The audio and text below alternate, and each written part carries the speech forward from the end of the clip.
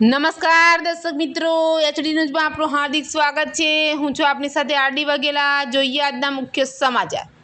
પ્રધાનમંત્રી નરેન્દ્ર મોદી વિશ્વ પર્યાવરણ દિવસે કાપડ નગરી સુરત ખાતેથી ભરૂચ જિલ્લાના ઉદ્યોગોના 894 કરોડના પર્યાવરણલક્ષી 6 પ્રોજેક્ટોનું સુરતથી લોકાર્પણ કરશે।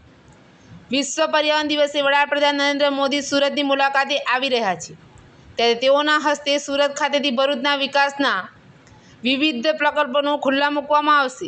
દેશ BCPIR ઔદ્યોગિક ક્લસ્ટરમાં સાયખા પમ્પિંગ સ્ટેશનથી દેશના લેન્ડફોર પોઈન્ટ સુધી 90 MLD ક્ષમતાની ઓફશોર અને ઓનશોર એફ્લુઅન્ટ નિકાલ પાઇપલાઇનનું નિર્માણ કરાયું છે।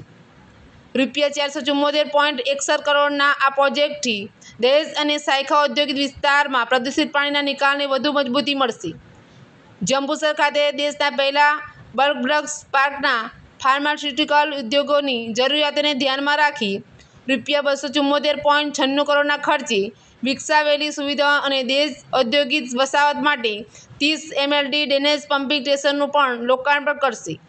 અંકલેશ્વર ખાતે એફ્લુઅન્ટ ટ્રાન્સમિશન પાઇપલાઇન પર ઇન્ટરમીડિયેટ બુસ્ટર પમ્પિંગ સ્ટેશનનું નિર્માણ કરાયું છે।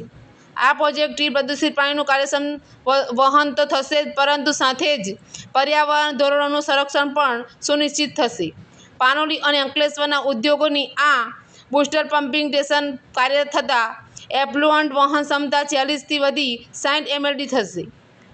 એચડી ન્યૂઝ સાથે રિપોર્ટ જયેશ પ્રજાપતિ, અંકલેશ્વર। ચાલે આપણું જે બૂસ્ટર છે, મિડલ બૂસ્ટર NCTની જે પાઇપલાઇન યોજના છે, એમાં માનનીય વડાપ્રધાન શ્રી જે ઓપન કરવાના છે, એ પ્રોજેક્ટ આમ તો એમના દ્વારા જ દૂરદર્શી નજર મુજબ ચાલુ કરાયેલો જ્યારે તે ગુજરાતના CM હતા ત્યારે, અને એમાં એક વધારાનું અપડેટ થઈ રહ્યું છે। તો 40 MLDની NCTની જે ક્ષમતા હતી કે અંકલેશ્વર પાનોલીના ટ્રીટમેન્ટ થયેલા ઇફ્લુઅન્ટની 40 MLDની વહન શક્તિ હતી, એ હવે 60 MLD થશે।